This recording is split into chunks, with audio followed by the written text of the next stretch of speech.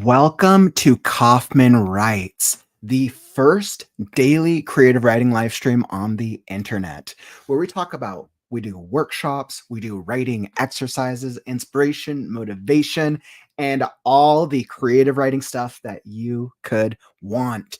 You found yourself at Story Structure Tuesdays, and we have an exciting day for you. Last week, we actually hopped into and we created a brand new story about Hermes the Cat getting trapped in purgatory. So we're going to be developing the middle of the story today. And once again, I'm your host, Kauffman. Thank you for joining me today. Thank you, thank you. And I'm eager to get into today's stream. Hey, what's up, Atomic? Welcome to the stream, my friend. Welcome, welcome. So before we hop into the stream, so we'll do the workshop portion where we'll talk about story structure, and then stick around after. If you're needing some writing motivation, I'm going to be doing my daily writing sprint, 20 minutes, super easy. Let's say you're like, I need to get a little writing done today. We'll be hopping into the writing sprint after that. But if you're watching this on the replay, I got you covered, because after the stream, the time codes will be added to the video, so you can hop to the part of the video that brings you the most value. All right, all right, all right. And comments, what's up, John? Welcome to the stream.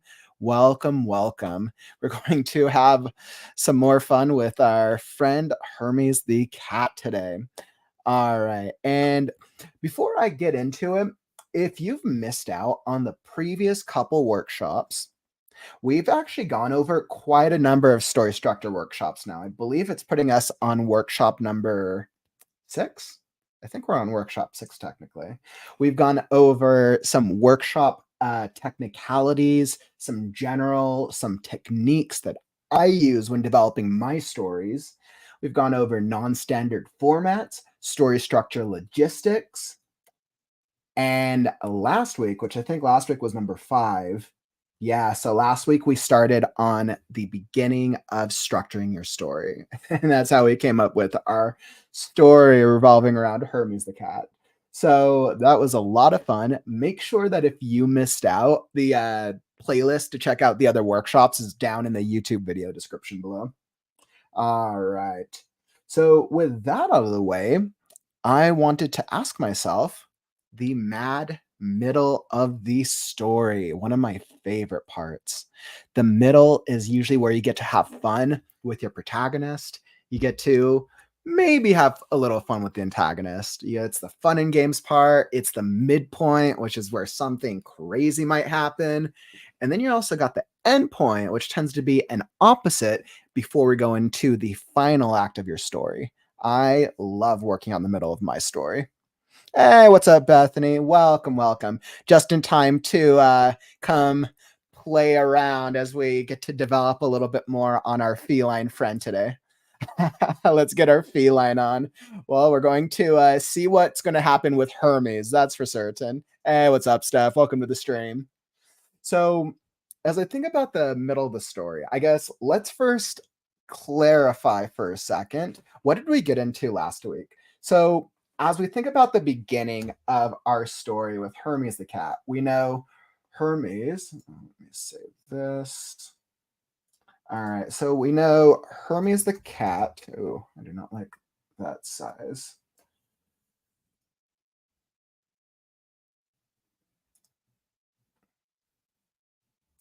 All right, so Hermes the Cat woke up in purgatory with surrounded by a bunch of alien looking alligators.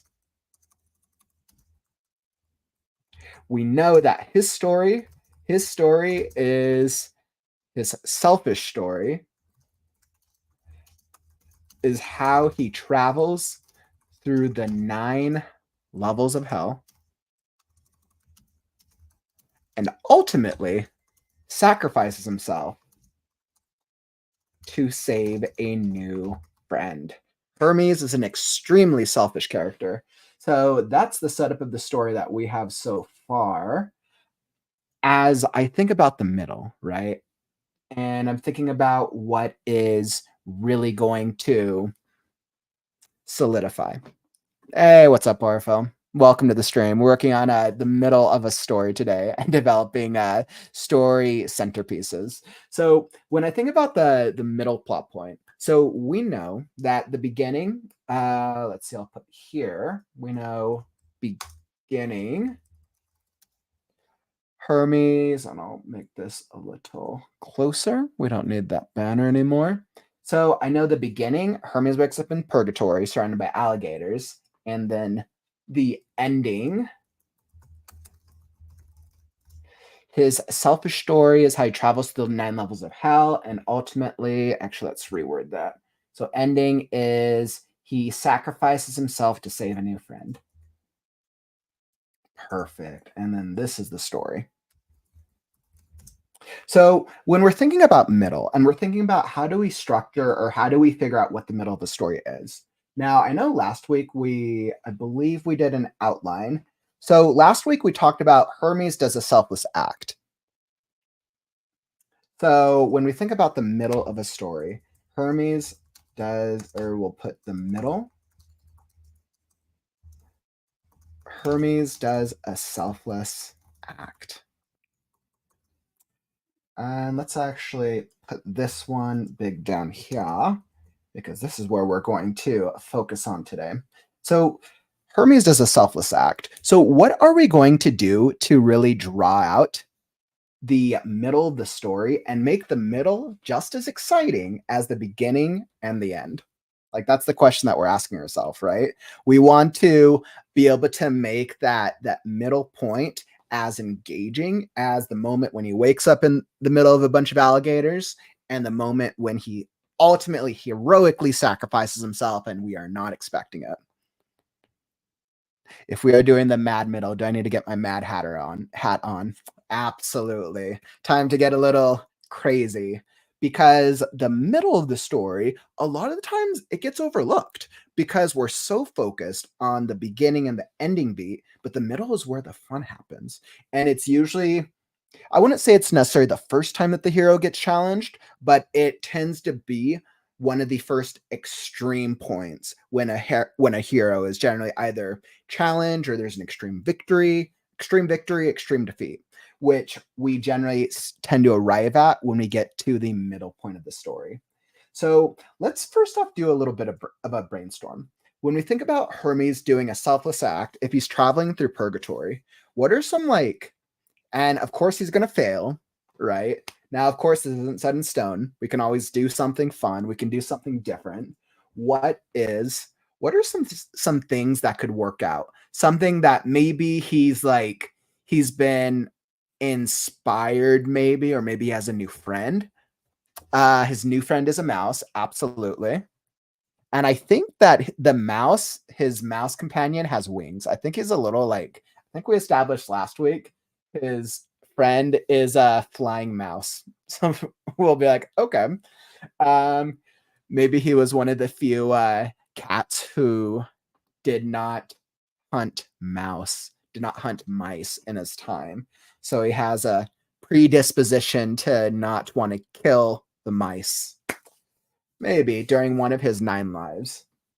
So I think that would be interesting if we made his predisposition to not have it be around his mouse friend, have it surround his mouse friend in some way, shape, form. Let's see, what's something that he could try, right? So if he tries a selfless act, maybe let me think.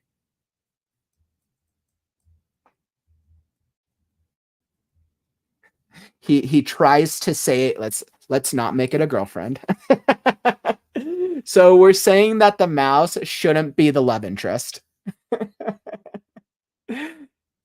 Let's not make the mouse the girlfriend. Yeah, that would be a little cliche. That it might be funny. It might be funny if there's a crush. We could actually subvert expectations and set it up for it to look like a love interest, but for it to be not work out at all. There might be some not gender, there might be some physicality issues if we're pairing up a mouse with a cat. There could be some problems there, but maybe that's part of the comedy of the situation. So when we're thinking of, let's see, so we could have it surround his mouse in some way, shape, or form. Um, comedic love interest. I'm just gonna put a question mark for right now. Let's see. Reverse happy from fairy tale anime. Reverse happy. I don't even know what that means. I don't. Give me an example of that, Bethany. Let's see. The mouse becomes Hermes' parental figure. Like, what if Hermes has mommy issues? That Hermes absolutely has mommy issues. Well, actually, okay. So I think originally we established that Hermes' dad, he doesn't know who his dad is, but his mom was like this abusive, crazy cat lady who was abusive to like every other cat, but kind of gave him some love. So Hermes is gonna have an Oedipus complex and be interested in the mouse. Oh my god. Uh Hermes, this is the time that Hermes calls the mouse his mom on accident. All right, so we get to explore Hermes parental issues. We're thinking mommy issues. So we're going to explore Hermes' parental issues, pushes him away from Hellfire, eyeballing pushes him away from Hellfire as he's eyeballing as the last meal.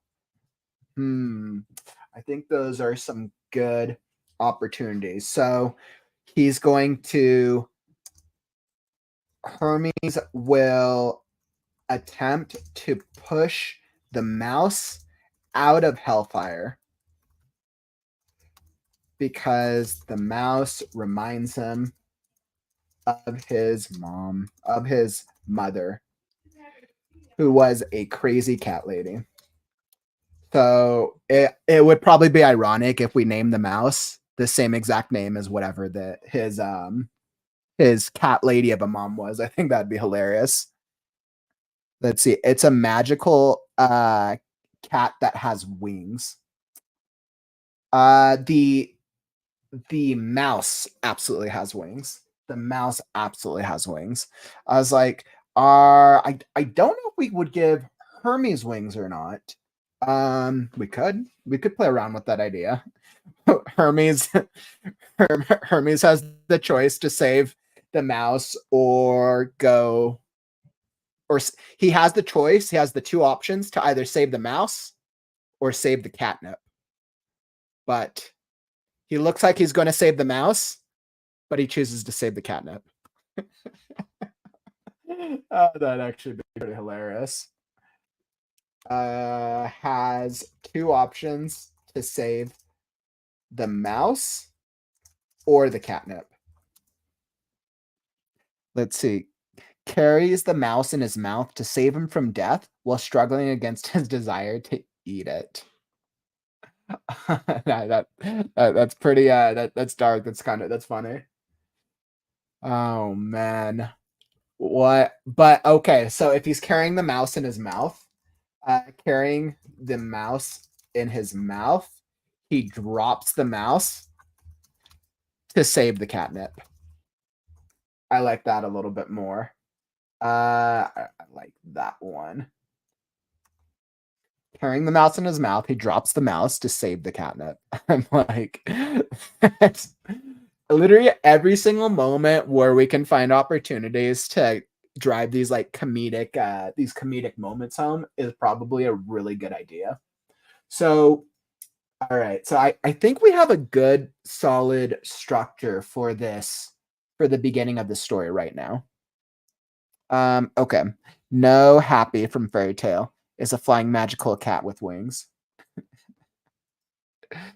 Which maybe it means that he's going to grow wings later in the story.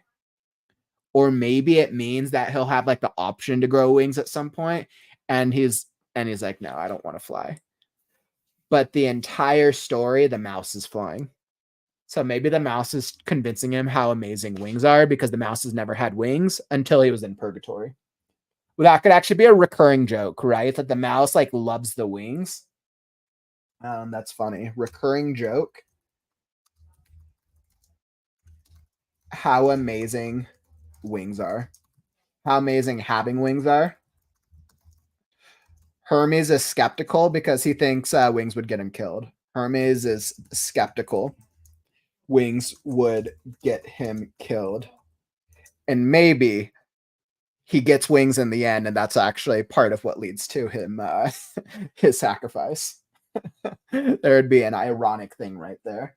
So when we think about the middle of the story, these are some absolutely great ideas. So when we think about the middle of the story, we think about what are the major things, what are the major things that we want to explore, right?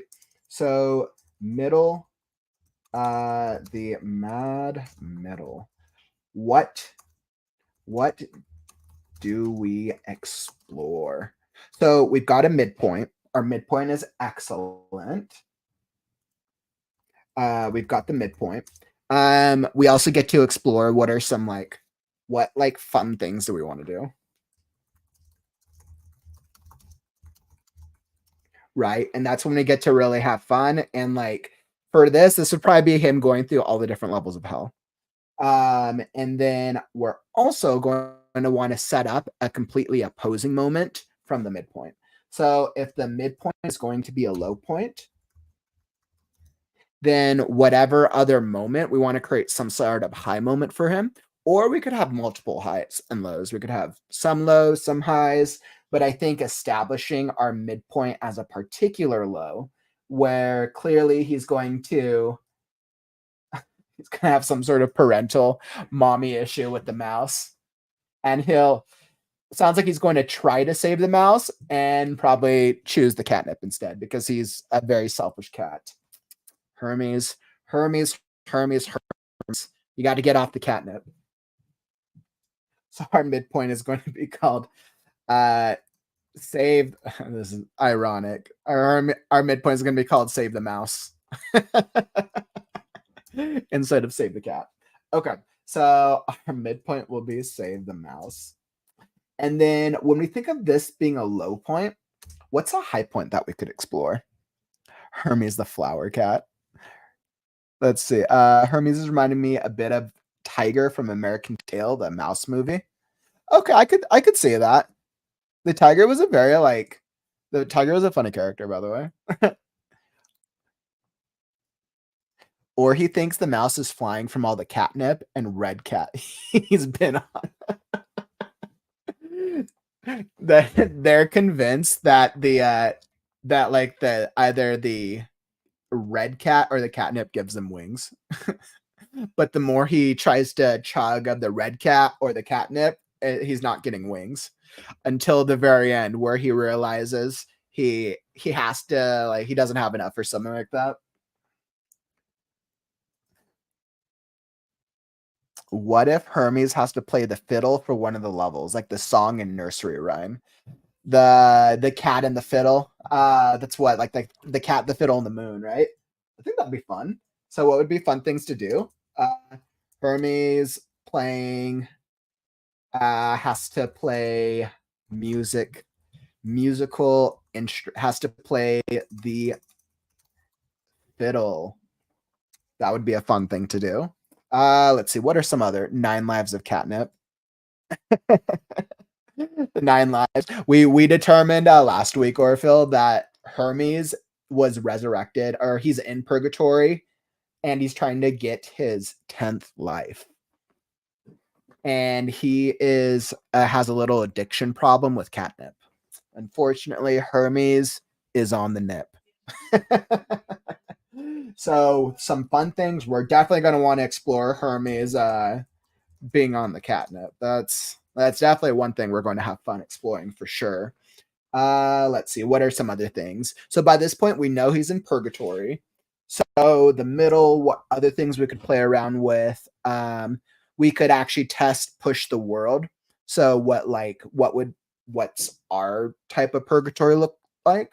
So we would want to have either a chapter or a section really specifically focused on how do we develop the overall world of the story. What is unique about our purgatory? So I would leave a whole chapter for world building. And that would probably be explored in one of the 9 levels. And I think from what we've established, if he's traveling through the 9 levels of hell, through the 9 levels of purgatory through the story, then it would probably make sense that what levels 1 through 3 is the act is in the beginning of the story. Well, levels 7 through 9 will probably be the end, which leads us to believe that the Mad Middle will be exploring levels 7 through 9. Let's see. So story Hermes has to get through levels 4 through 6 of purgatory. So that's the story that we have right now for this portion, the Mad Middle. And the devil went down to Georgia. He is definitely going to have to. So Hermes is going to have to play he's going to have to fiddle off against the devil. Has to play the fiddle. Has to beat a devil at a fiddle competition.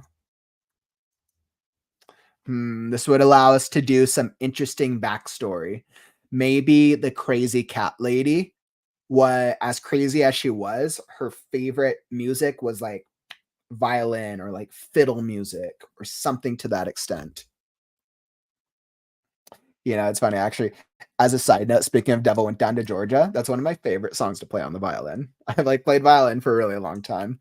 I love playing fiddling and bluegrass, but that Devil song is always so hard to do correctly. Let's see. Devil played Hermes' Fiddle of Gold against his soul. And he struck a deal. Devil gold against his soul. Dun, dun, dun, dun, dun, dun, dun, dun. And then that goes into the whole thing. That would actually be a lot of fun. All right. So we got the devil competition. So that makes me think that one of the levels is going to be a pure competition level. He's going to have to compete. Hermes, that has to be let's see, 1 level. So maybe if he's traveling through the 9 levels and he starts at level 9, then that means level 6 could be a series of competitions. Then I think that would mean level 7 would be our midpoint. Level 7, this is going to be our midpoint. Hermes has to save the mouse. And then, no, wait, hold on. Other way around. If he's going down 9, 8, 7, 6, 5, level 5 would be the midpoint, which means level 4. We want to make level 4 a little more intense, but since he's clearly going to fail at this, he will fail. Then we want to give him some type of emotional high, some sort of win, either at some point during level 4, in the middle, at the end, or whatever. And we could do that in any number of ways, whether that's through character development, through him figuring out how he has to escape purgatory. We could do it in any number of ways. We want to make this level more intense, but give him some type of reward. Woo! We want to reward our Hermes just a little bit because clearly he hasn't been doing so well. And he's probably going to cheat at the fiddle competition. Something tells me that he's going to cheat. He will probably cheat somehow. Maybe the catnip like gives him like superpower, like super abilities for some reason. That's like his secret weapon is the catnip. Let's see. What if Hermes has to find his lost mittens in a stack of mittens? That actually seems really good. It feels like level 4 should be a series of impossible tasks. A series of impossible tasks.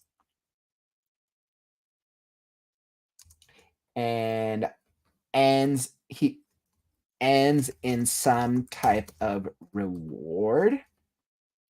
Perfect. I mean, I can delete that. All right, so now we have the middle, right? I think this is actually a really good middle point. Now, as I think of each of these sections, he'll probably cheat somehow. Let's highlight his addiction to catnip. And then it feels like this one should also focus a little bit on world building. Focus on world building. So that way, by the time, perfect. So by the time our readers get through this part of the story, they're clear on what type of purgatory they're in. And then so he travels from level 6 to level 5 to level 4, which is perfect. Perfect. And then a series of impossible tasks. He's gonna have to find mittens in a stack of mittens. Let's see, what are some other ones? Let's see. You mentioned the mittens one, which was great. Let's see. He has to do a sword fight with Puss in Boots, who is most evil brother to him. There would be something very ironic about that, about Puss in Boots. And let me hold this thought for just a second. If you're just hopping into the live stream right now, we're actually just doing some brainstorming and an activity where we're practicing building out the middle of a story. So if you ever struggle with developing the middle of your story, which generally tends to be some fun and games, the midpoint up into a certain point where the stakes get worse for the hero, then come join the exercise. Feel free to throw on some ideas. Right now, our story is about Hermes the Cat escaping purgatory. All right, and then back to it. So, Bethany, he has to do a sword fight with Puss in Boots, who is his most evil brother to him. So, there's two things with this. First off, I think that's absolutely hilarious.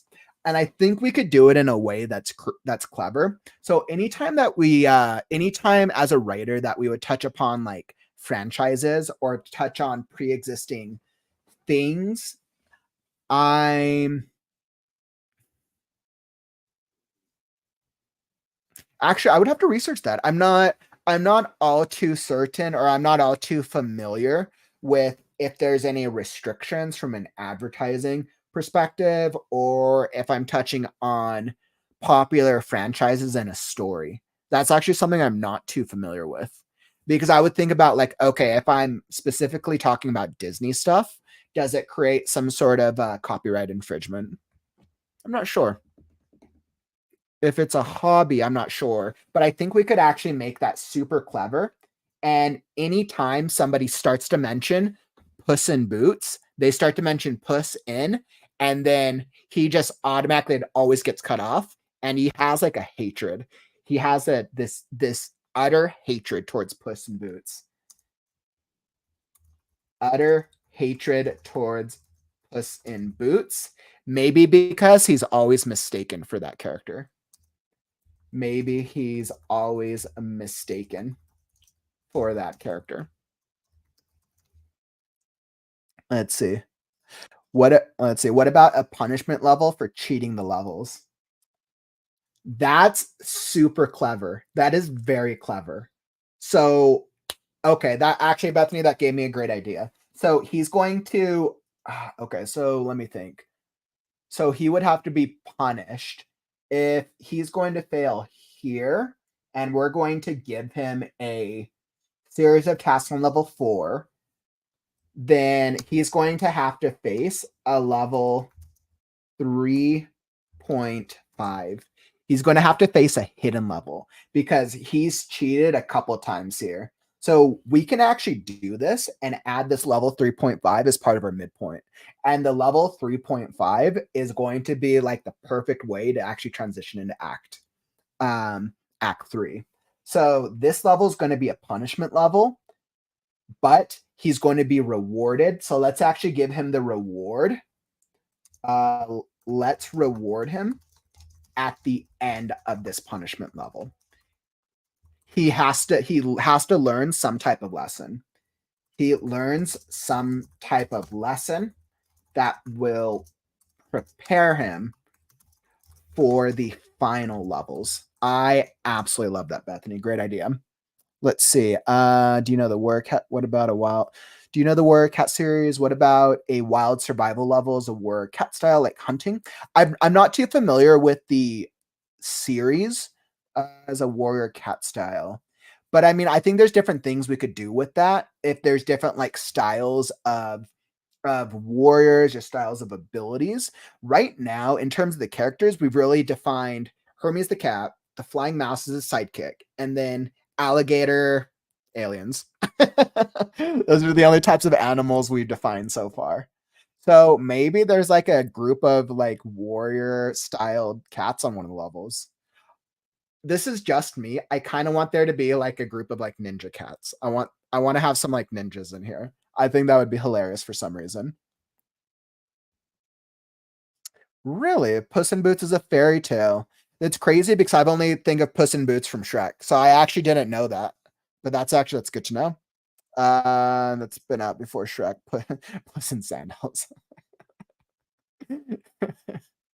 Let's see. Let's see. I know Puss in Boots is technically public domain.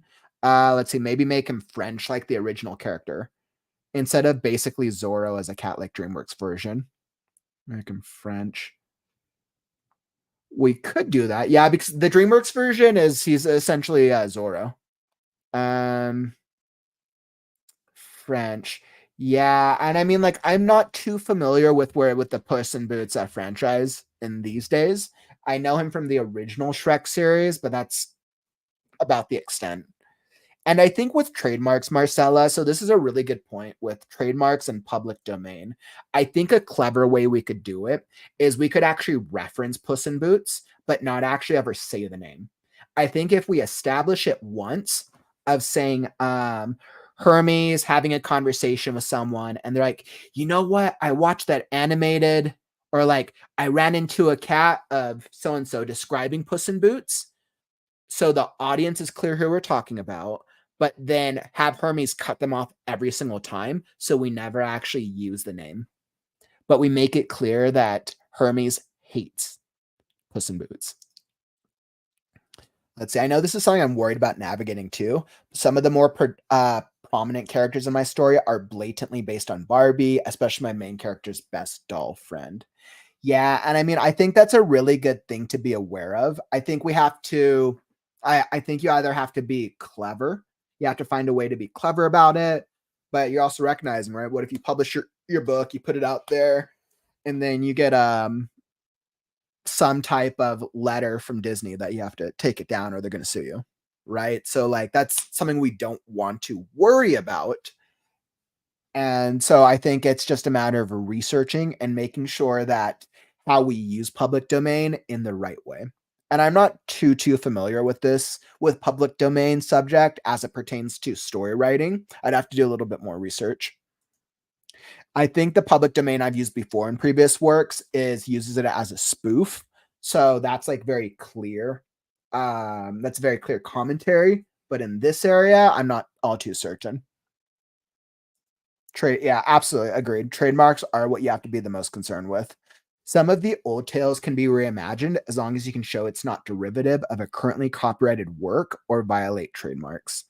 That's a really good point, Atomic. Very, very good point to bring up. The Three Musketeers. I think that's definitely going to be one of the things he's going to have to face. That somehow seems perfect in the competition. Three Musketeers. This kind of makes me think that, all right, let me pull this back up. So this actually kind of makes me think that level 6 is going to be like a series of competitions like last cat standing, uh last animal or cat standing. And I'm thinking that in level 6 is when he meets the mouse. This is when he meets the mouse because the mouse is technically going to be his B story. It's going to be his understory that's going to highlight his main journey. So let's have him meet the mouse during this level. Maybe he either has to face off against the mouse, or they figure out how to escape the last level. And if the mouse is the conscience, then the mouse is going to try to say something to get him to do the right thing, and it's going to give him a brilliant idea on how to cheat his way through it. Let's see. Puss in Best, cousin Puss in Best. Oh my god, that's hilarious. Let's see. John, that's funny. Let's see, Marcella. The way I'm getting around it is my world's version of Barbie has a different name. Also, my story set in Quebec, so many of the Barbie-like characters, including the friend characters, are Quebecois. Quebecois. And right there you go. There's a clever way to go get around trademark, get around copyright. I think it just comes down to how do you be as clever as possible to minimize the chance of copyright infringement. He is a heavily scented musk clone. The Three Musketeers, their fighting style is they fight with musk. Fight with musk. Let's see. The boss croc alligator devil himself. Well, I know we're going to have him facing off against the where is that? He's going to be having some type of fiddling competition. Let's see. So we got a couple things. We know he's going to meet the mouse. Let's see. I think we're getting a good hang of the world building here.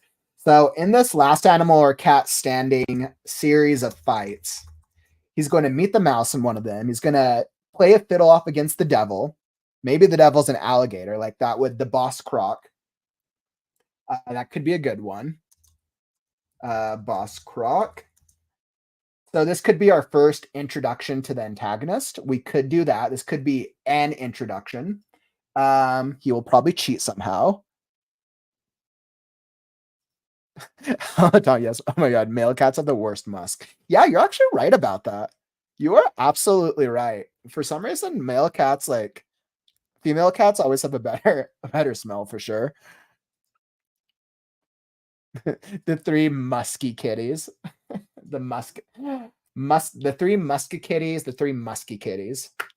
And that's the kitties' argument. In the middle of the fight, the three cats get into a fight that one of them is like, no, we're the three muskakitties. The other one's like, no, we're the three musky kitties. That'll be a little joke. Three muskakitties versus three musky kitties.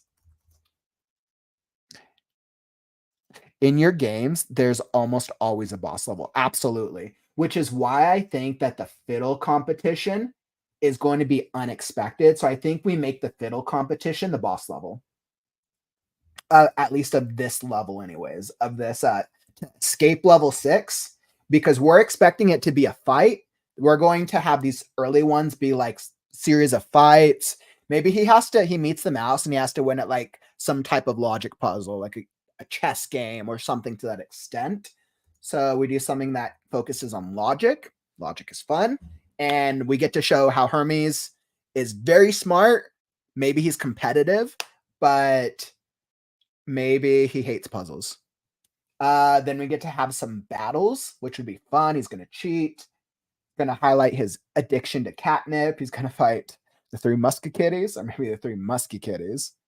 And eventually he's going to end up against the boss croc in a fiddle competition. So that's going to be interesting for sure.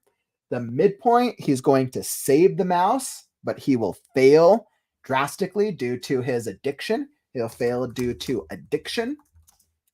And then in level 4, he's going to face a series of impossible tasks. where they're just going to be very like insanely difficult tasks.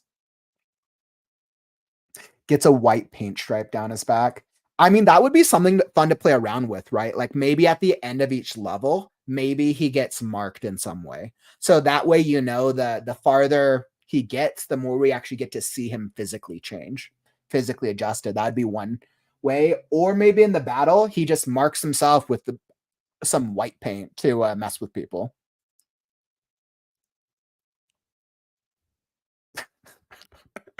Oh my god, that do a third musky kitty with a slur with John's musk. Oh my god. So then we can't.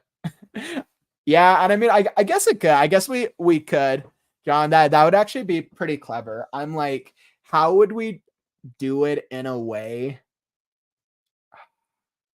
But I mean, I guess it's also where we're very clearly like, who is our target audience for this? We're clearly targeting this at an adult audience. So if this is a very clear adult themed story, then having them say musketeers isn't going to be an issue.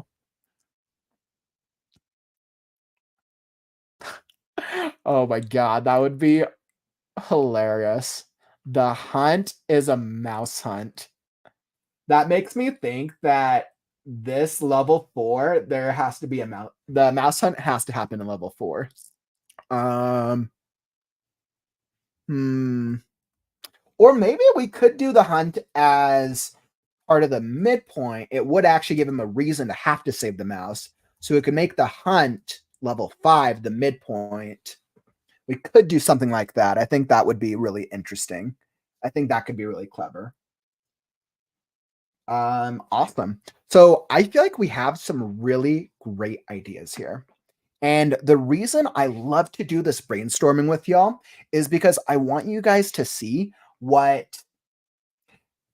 different ways that we can format the beginning of a story. Now, even though like this is a clear comedic story about a cat trying to get out of purgatory, we're still using core story beats to have highs and lows of the story.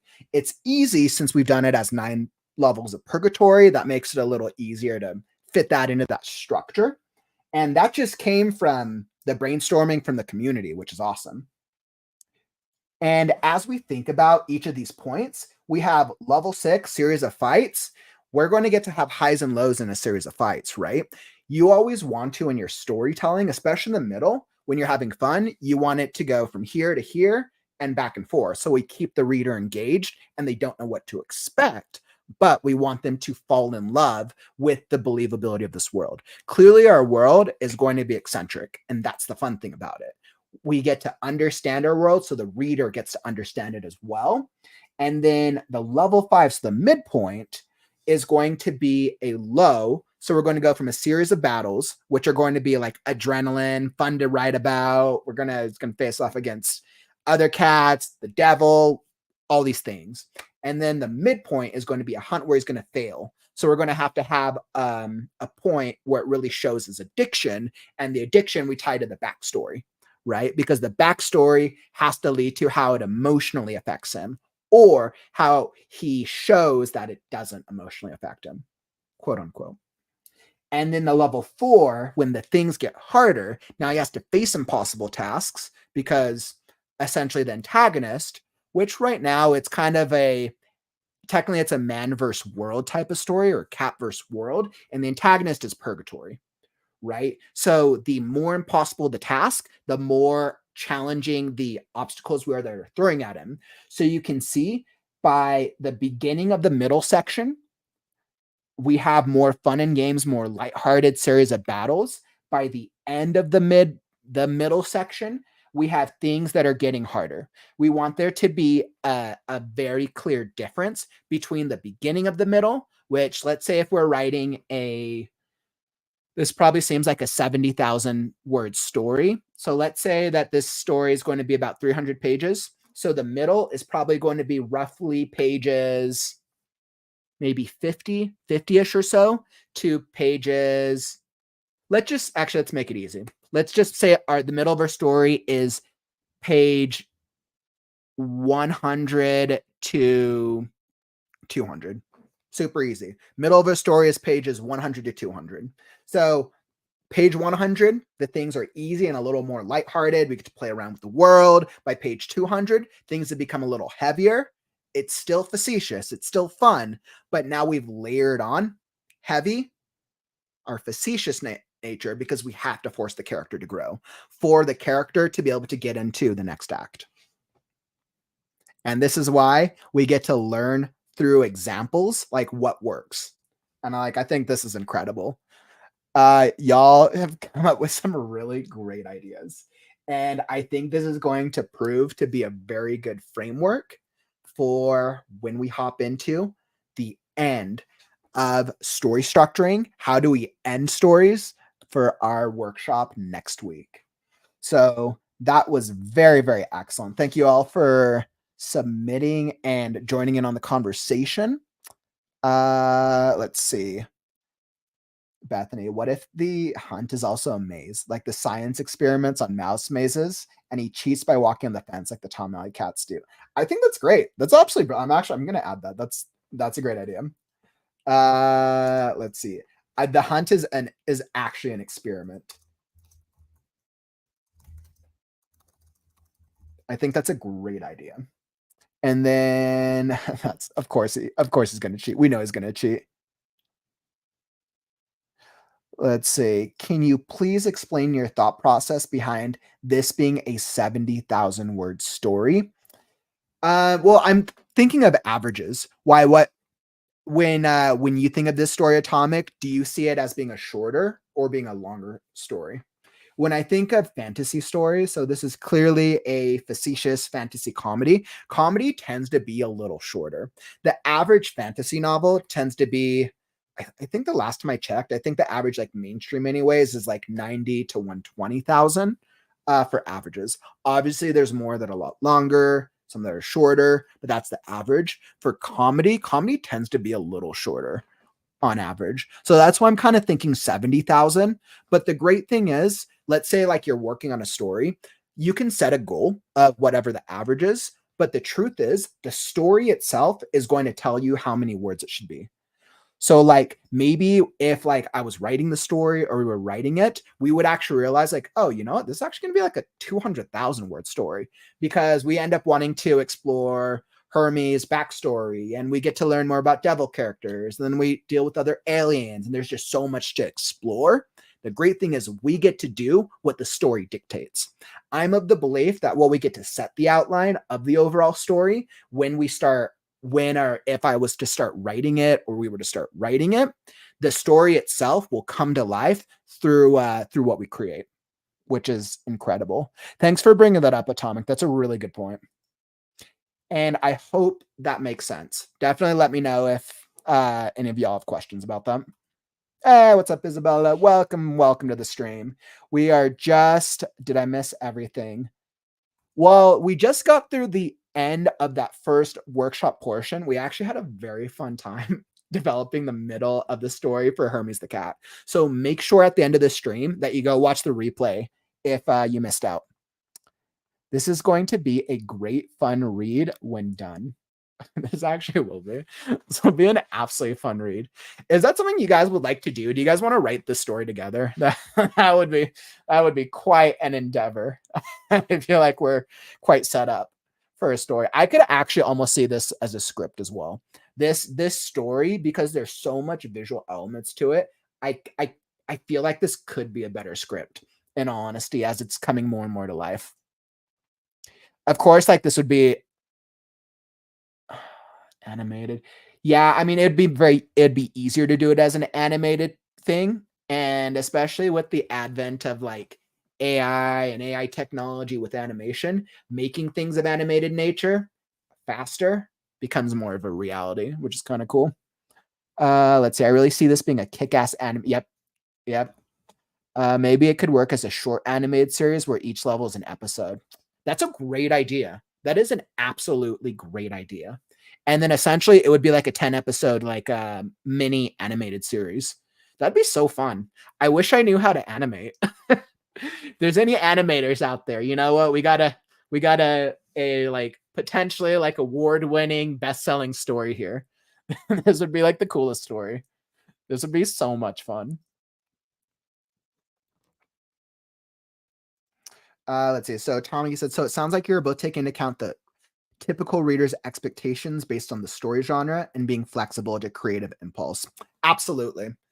Absolutely. So when I think about word counts, I do my research on the genre for the story that I'm writing. So if I'm writing a fantasy story, I'm going to go research what are the type of word counts for a fantasy story. Because if I'm writing a story for an audience, that audience is going to spend money for on average, uh, general word counts for that story. And that's assuming that my goal is to write a book, publish it, and make money off of it. So that's why I like to think of the genres average, but then I also want to stay true to what my story tells. So that way, like the genre average gives me a goal, but the story lets me dictate how long the story is actually going to be. And then let's say the rough draft of the story comes out to like 50,000 words, right? Then that means on a second draft, I'm like, okay, I want to add a little bit more so I can get closer to the goal. Or let's say the story comes out to like 200,000 words, right? Clearly that was way off. It's going to give me opportunities to be like, okay, I can edit it down, but it's clearly going to be longer. So I think for me personally, it's a good way of goal setting. Seems ideal for a Netflix animated series. They tend to cap off at only about 10 to 12 episodes per season. I actually absolutely agree with you.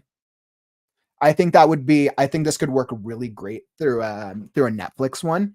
And I think and this is actually a great marketing talk for y'all right now. So if I was to create an animated series, or if I was to write a script for an animated series and I wanted to get it to Netflix, it's great that I already have my streaming studio. I'm like, yeah, that's where it would work. Then the first question I would ask myself is, how am I going to pitch it to them? A studio like Netflix receives thousands of pitches all the time. How do I pitch it to them? And unless have an industry connection, then what I'm going to do is I'm going to hire a team of artists. Hopefully, I'm an animator myself, put together a rough sketch for the first episode or just a scene of the first episode of Hermes. I'm going to get concept art generated. I'm going to get a world generated, and I'm going to create its own website for it. And then I'm going to blast that on all the socials when it's ready, do that over the course of 6 months once the script is done. And then I can then use that to then go pitch to Netflix, right? Because then I can stand out and I can be like, hey, this is proof of concept that I've created something that works, and go check it out. They're more likely to be like, oh, yeah, that could potentially work. That gives it more backbone. That's how I would go about trying to pitch and get like an animated script pitched to one of those studios. With the levels, it almost seems like a lit RPG serial, right? And you see, like, that's the thing. Sometimes I think some stories could cater to more than one format.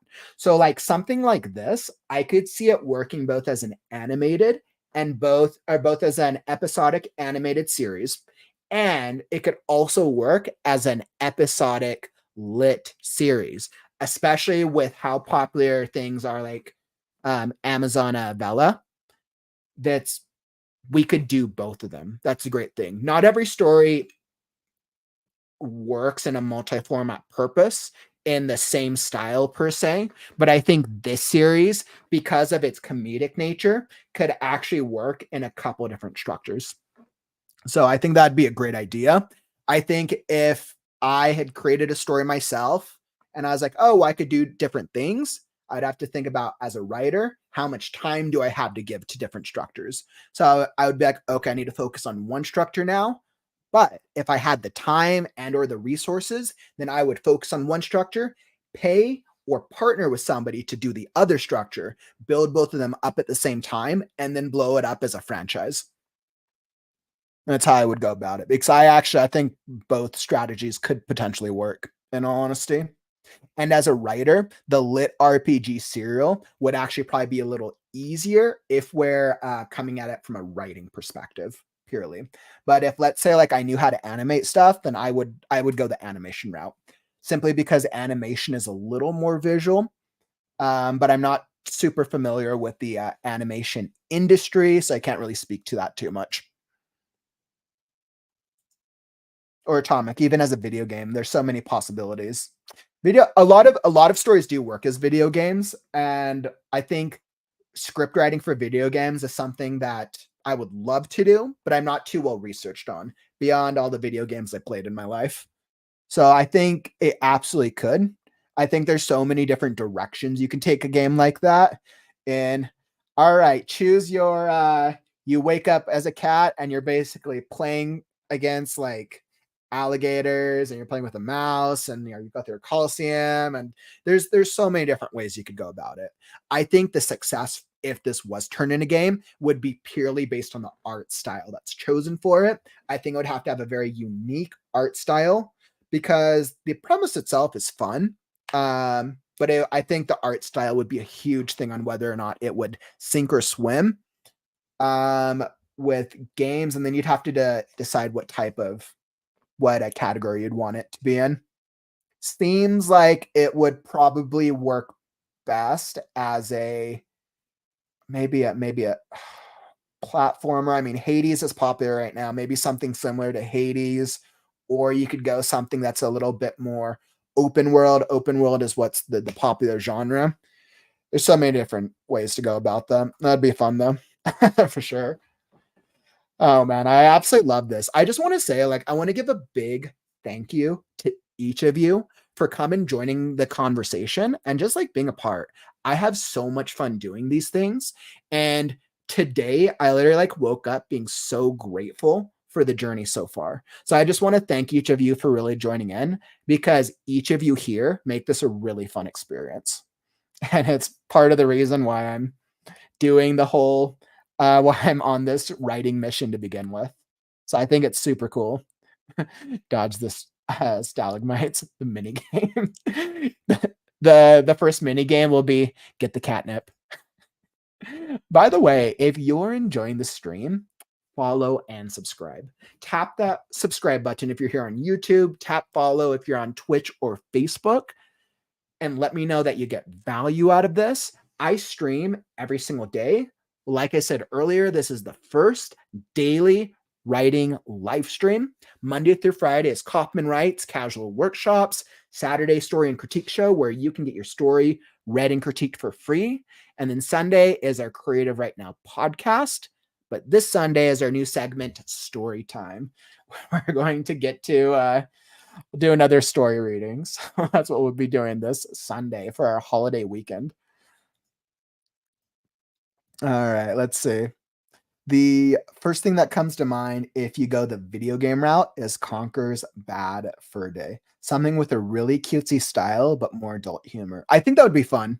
I think that would absolutely be fun. Conker, how long? It's been a while since Conker's, hasn't it? Conker's Bad Fur Day. It's been so long. You know, it's interesting. I never played Conker's Bad Fur Day, but it always makes me think of like the Banjo-Kazooie series. I absolutely love Banjo-Kazooie and Banjo-Tooie. It could absolutely, it could definitely be a platformer. Platformer would be another fun way to go about it.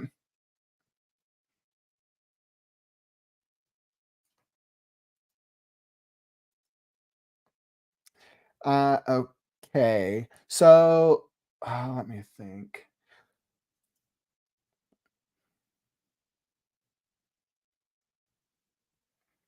All right, so here's what I'm going to do next. I'm going to hop into the daily writing sprint next because it's time to get a little bit of writing. So if you're feeling super creative, feel free to join me. And it's going to be super easy, 20 minutes. If one of you want to start working on some Hermes the Cat, you're more than welcome to. Otherwise, feel free to kick back, relax, and I'll write vicariously for the both of us.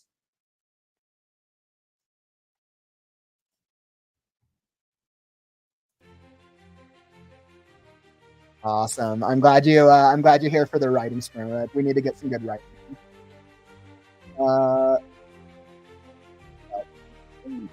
Let's have a good question for y'all.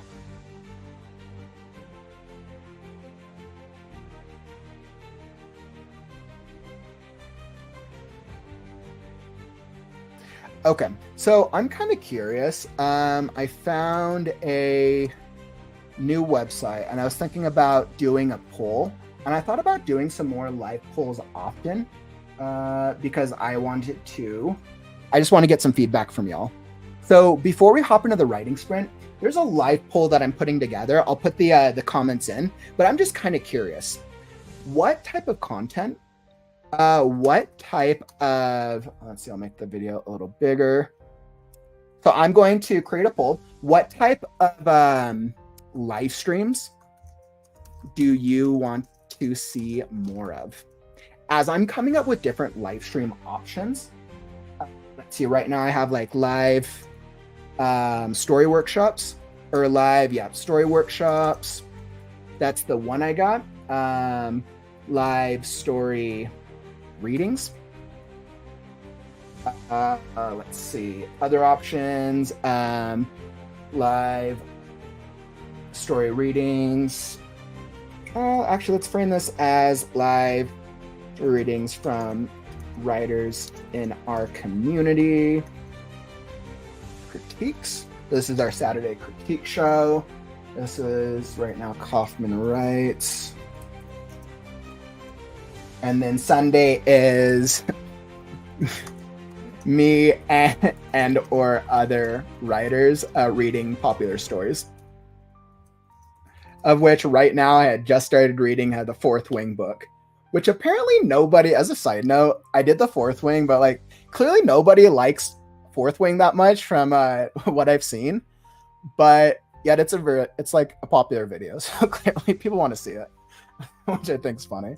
So I'm just curious, or are there other types of writing live streams you want to see? Drop a comment. I would say drop a comment. Cool. Allow section and multiple options. I don't think the names is too important. Okay. Let me see if it lets me create the poll. So I wanted to try this. Your admin rights are only temporary. I have to create an account. All right. Okay, and I think this works. I'm going to copy this to the comments. And perfect. So I'm going to drop that in the comments. I want y'all to vote. Let me know, like, what do you guys want to see more of? Or if there's other types of content, like vote. So vote what types of writing live streams do you want to see more of? I'm just kind of curious because I love getting feedback. You can go to the link, you can vote for free. Like, you don't have to put in anything. I'm just kind of curious. And awesome. I will come back to that briefly, and let's hop into our writing sprint. It's like, hopefully I did that right. Okay, so we'll come back to that shortly. And now let me throw up our writing sprint. Let's see, I got the music.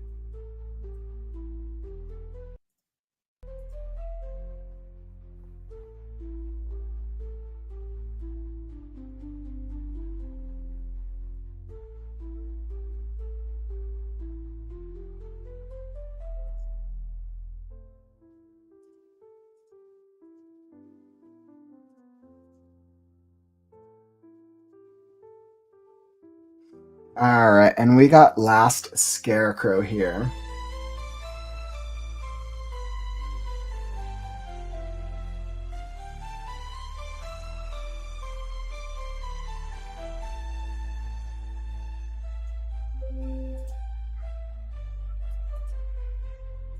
All right, so I got 20 minutes on the clock, and I am at an intense part right now.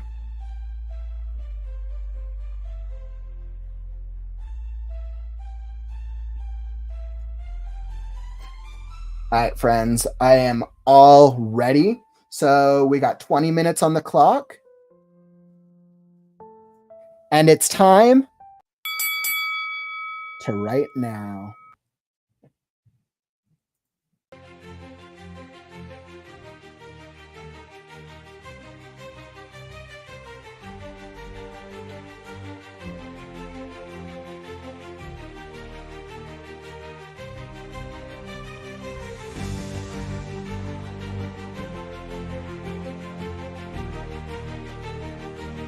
Hey, what's up, Vaughn? Welcome to the stream, my man.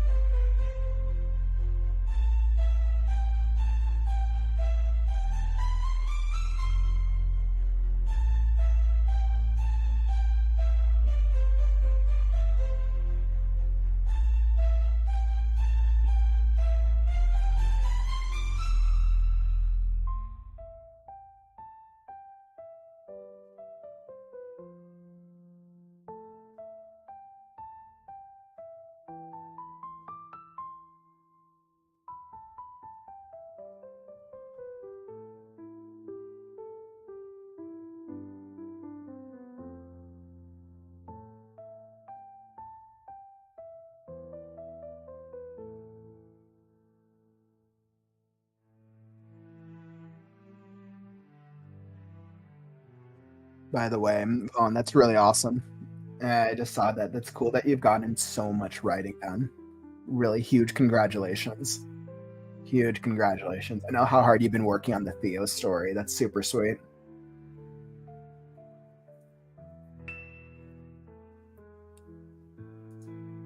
Bethany, absolutely taken into consideration. Thank you. I think usually on Thursdays, I've been trying like a general writing tips and advice one, but that's great feedback. You say writing tips. Do you mean more like generalized tips on just how to like be a better writer or do different types of writing?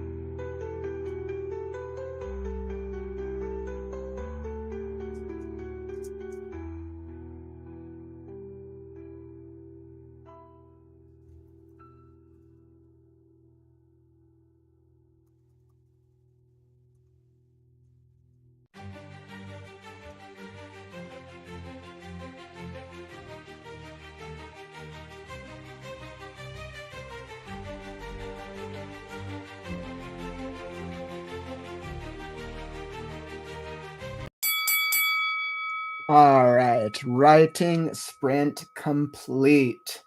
Wonderful little writing sprint. Super easy, super simple. There we go. Wonderful, super easy writing sprint.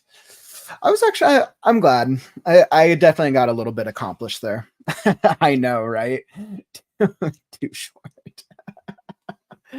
Uh, I know. I need to it's like I want to do longer writing sprints. But I have to balance doing it with the longer workshops. I know. But I know. I want to keep working on my story too. Hmm. Decisions.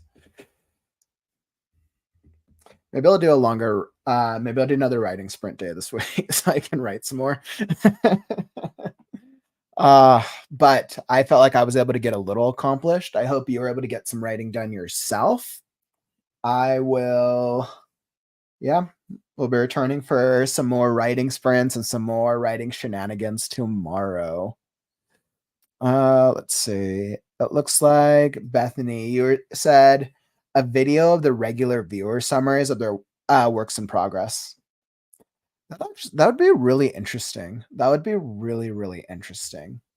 I would I think I'd have to think about how I would either package that or if there would be maybe there's some way to use another type of tool or something to be able to let the community come together in a place to talk about their works in progress. That actually kind of goes in line a little bit. I think Atomic, I think you were talking about it last week with Discord, with doing a Discord. It would actually kind of go in line with that concept. Hmm. Very good idea. Very, very good idea, actually. I'm loving that.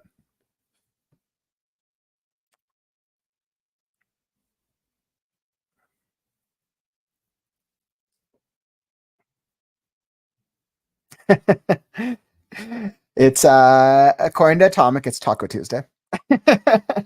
Vaughn, we actually did story structures today.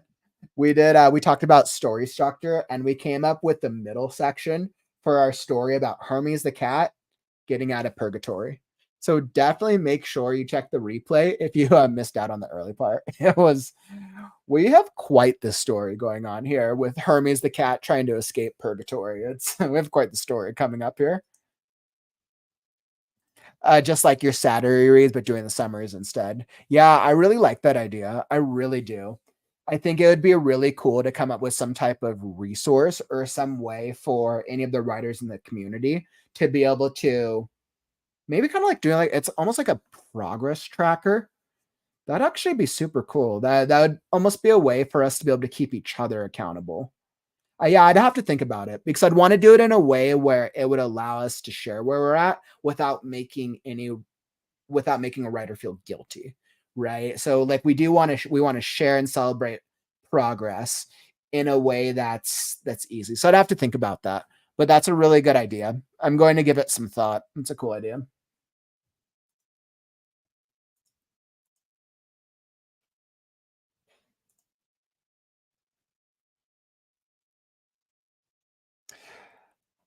Okay, dokie. So I feel like we got some good progress today, and that's what I got for the writing sprints. As I think about what's on the horizon, creative writing on the morrow. Tomorrow, World Building Wednesday. So we have definitely come up with a good deal for Hermes the cat escaping purgatory. We're actually going to be able to develop the world and flesh out tomorrow what is the world of Hermes the cat like?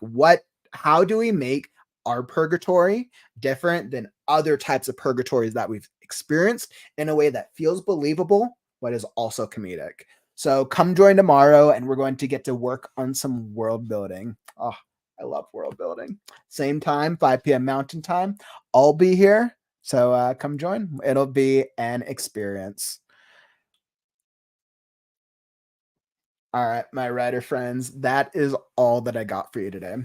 I want to thank y'all again for coming and joining the community. Thank you for voting. It looks like we got a mix between writing workshops and the story critiques. The story critiques. And Bethany, I absolutely love your idea. That 100% goes in line with our Discord. That absolutely goes in line with our the Discord idea from last week. So I really want to give that some thought and think about a way that we can highlight each other's progress. Would be super cool. Oh, thanks for sharing, Vaughn. I really appreciate that. Let's see. Since we're at about an hour and a half right now, I'm going to wrap up. But thank y'all for joining me. I appreciate y'all. I'll be back tomorrow. And don't forget, tap that like button on your way out. Let me know that you got value from the stream. Thanks all for joining. This was clearly another amazing adventure with Hermes the Cat. Yeah. Jared is at actually 141 days fully at back-to-back, since the story and critique show on Saturdays and the podcast on Sundays is no longer an official Kauffman Writes segment. So officially 141 days of live streaming. Thanks for the call out, Vaughn. I appreciate that. Oof, we're getting there. I'll be halfway through the year before we know it. All right, writer friends, and that is all that I got for you. Don't forget, words are wind, but stories are forever. I'm Kauffman, and I'll catch you on the morrow. Stay creative, writers.